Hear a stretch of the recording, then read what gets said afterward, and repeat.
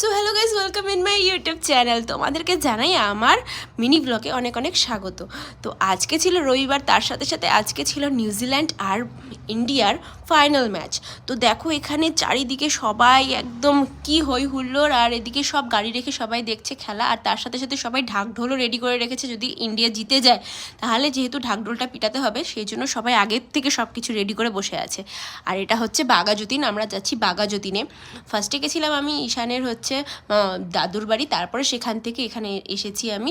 আর এখানে এসে যা দৃশ্য দেখছি আমি গাইজ, এত ভিড় চারিদিকে, এত লোকজন, চারিদিকে গাড়ি পার্কিং করে রাখা, মনে হচ্ছে কি সরস্বতী পূজা চলছে কলেজে, কিন্তু না, এখানে হচ্ছে খেলা দেখা হচ্ছে। তো ফার্স্টে আমার যেহেতু খুব খিদা পেয়ে গেছিলো, তাই জন্য আমি আগে চলে যাই মঞ্জিনিসে কিছু খেতে, যেহেতু আগে ভাই খিদা, আগে ভুখ মেটানো খুবই দরকার ছিল, আগে পেট পূজা ফির কাম দুজা। তো আমরা তাড়াতাড়ি চলে যাই আগে মঞ্জিনিসে কিছু খেতে, কারণ খুবই খিদা পেয়ে গেছিলো। তখন বাজে রাত 8:30। আর দেখো এত চারিদিকে ভিড়, আর ওখানে একটা চার মারছিল আর সেই বোম ফাটছিল, সেই লিটারালি সেই।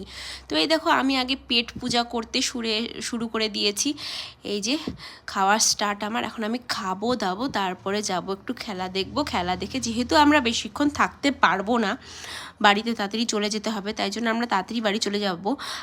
খেলাটা লাস্ট অবধি আমাদের দেখা হবে না।